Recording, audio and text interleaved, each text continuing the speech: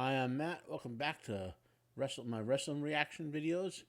Uh, you'll be seeing one every uh, Monday, Wednesday, Fridays from now on. I have a good pattern going here. So let's get right into it. This is Wrestlelamia 10 finishes WWE wrestlers regret doing. So let's get going. Let's get on. There have been some iconic and beloved finishers in pro wrestling history.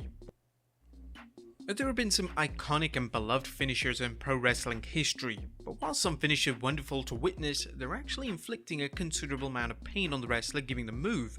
Over the years, a number of wrestlers have spoken at length about the pain their move. So understand something about pro wrestling. Yes, it's choreographed, and yes, they're trying not to hurt one another while entertaining you, but some of the stuff that they do does actually hurt. Okay?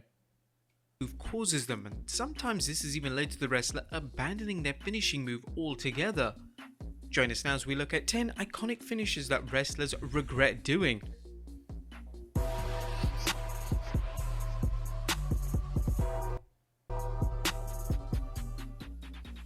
Be sure to subscribe and hit that notification bell for daily wrestling videos, and follow us on Facebook for exclusive lists. Also check out our new channel, Wrestlelamia Shorts. Number 10. The Diving Headbutt. The innovator of the diving headbutt finishing move, that being wrestling legend Harley Race, spoke extensively in his later years about the impact of his finishing move. Race revealed that the move can cause severe damage to the spine and neck and can even lead to brain damage. Race sent a firm warning to young wrestlers in relation to using this move, but it looks like his message hasn't got across yet. Since Race introduced the move, names such as Daniel Bryan and Chris Benoit have both used the move, and there appears to be no sign of the move going out of fashion, as a number of wrestlers in seemingly every major company enjoy using the infamous diving headbutt. This is worrying, and it's likely going to take a wrestler such as Bryan Danielson speaking out against the move to influence any significant change. Number 9. The Stunner. So, here's the thing. You gotta wonder, like, there's no way to do the dive and headbutt clean. Like, meaning in a way it doesn't hurt you doing it, okay? So, even if you land on your arms and legs, your head is still going to hit something. Whether it impacts the wrestler, to hit him with the dive and headbutt, or the floor if you miss, okay? So, and you got to protect your skull. You only get one brain, and concussions ruin lives. So, yeah, if I were a pro wrestler, I would never be involved in a diving headbutt.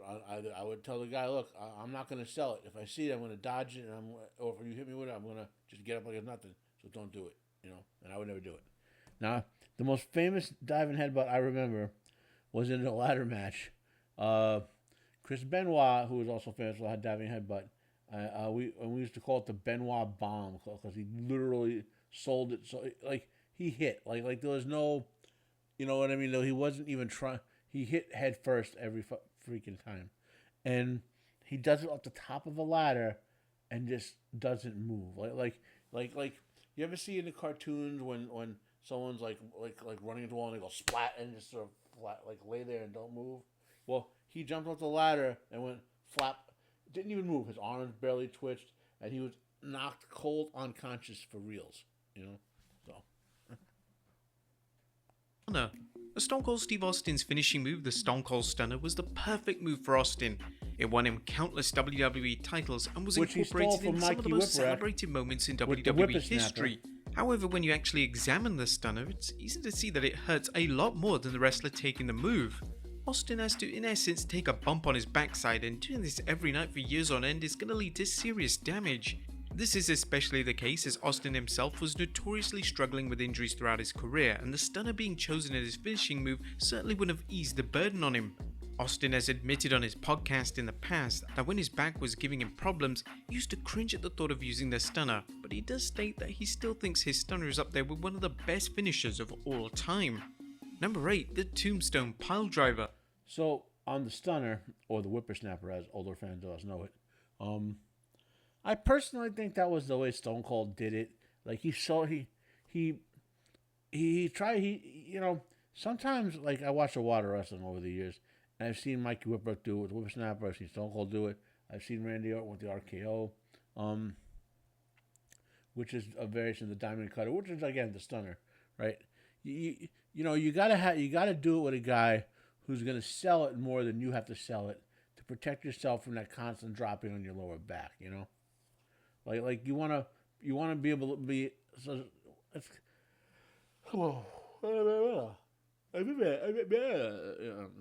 that made sense, right?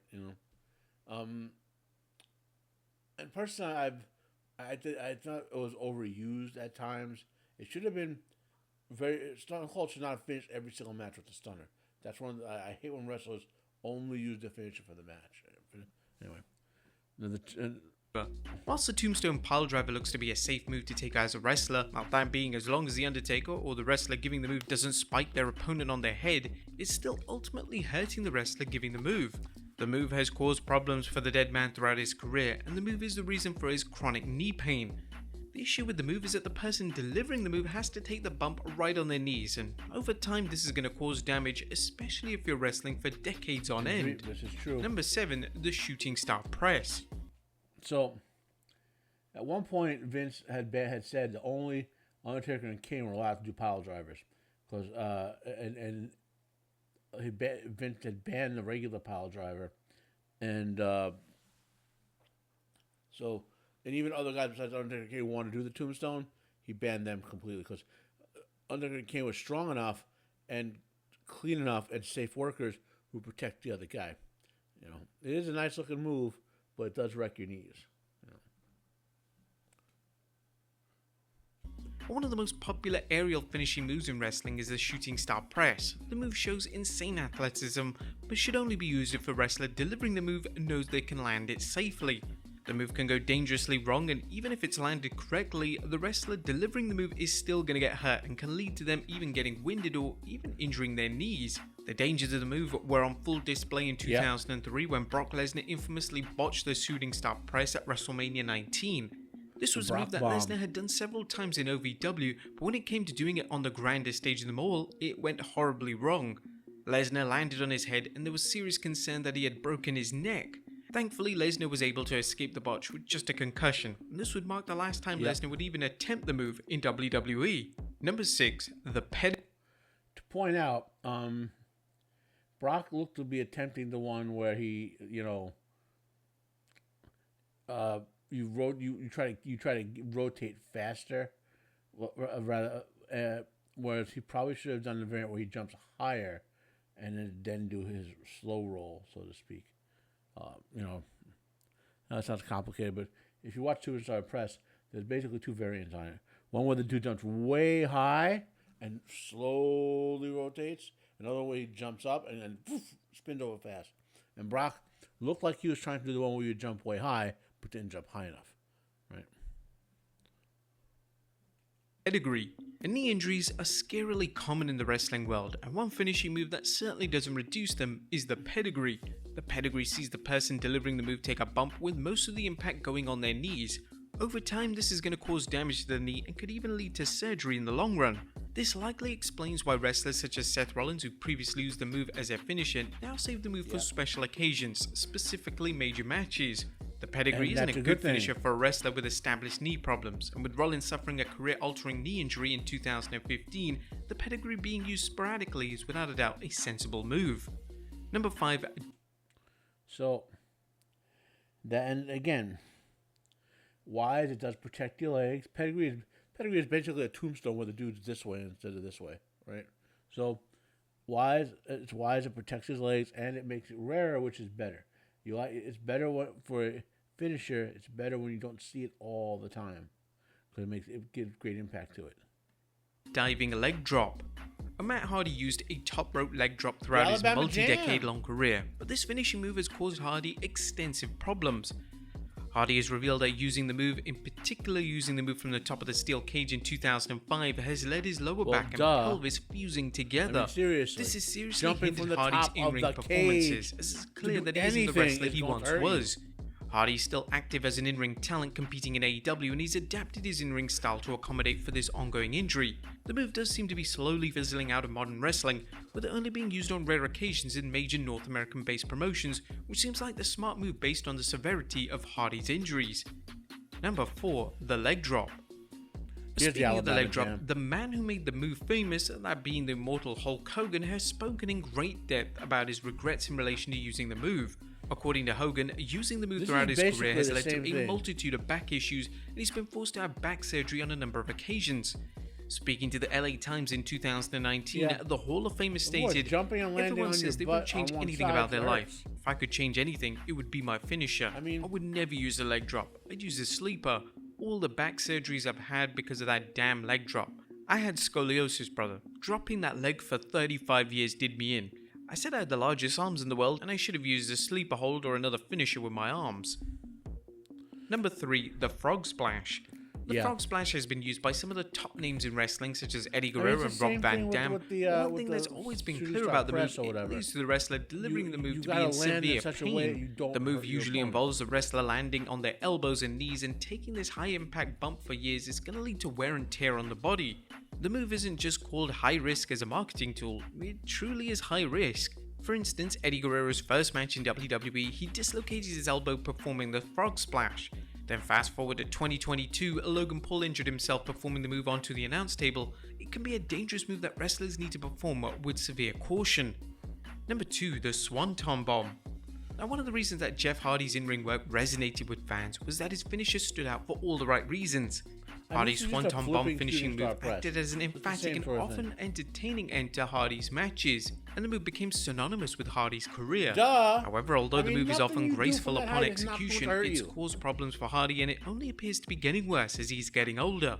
Hardy revealed in a 2022 interview in the ad-free show Media Scrum that the move has hurt more and more as his career has progressed, and he's admitted that as he's got older, it's much harder to control the move and subsequently control his landing. And number 1, the RKO. The RKO is one of the most famous finishes in WWE, and Randy Orton has managed to make the move iconic. Unfortunately, the credibility of the move aside, the move does in fact hurt Orton when delivering it, and he's had strong regrets about picking the move up as his finisher. Speaking to Fox 2 now, this is what the multi-time champion had to say. "I've been doing it for a very long time, and I kinda wish I could go back in time and create a finishing move that didn't entail me jumping as high as I can and landing on my back. After doing that a couple of thousand times over the last few decades, I'm starting to feel it."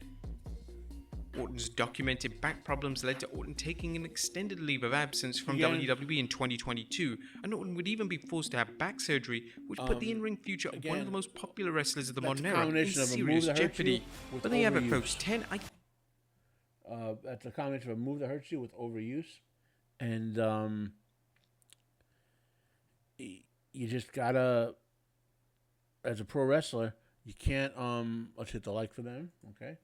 You can't be expected. You're gonna do something where your body or your head or your leg and your back are impacting over and over again, and you're doing your move sometimes from the top of the cage or wherever. I mean, if you're gonna do an impact move, you got to keep it rare, both for protect you and to make it look, to make it more like, to not have it as be devalued, So anyway, that has been 10 finishes WWE wrestlers regret doing. Okay. I'm Matt. This is Unbearable 73. Have a nice day. I am out of here.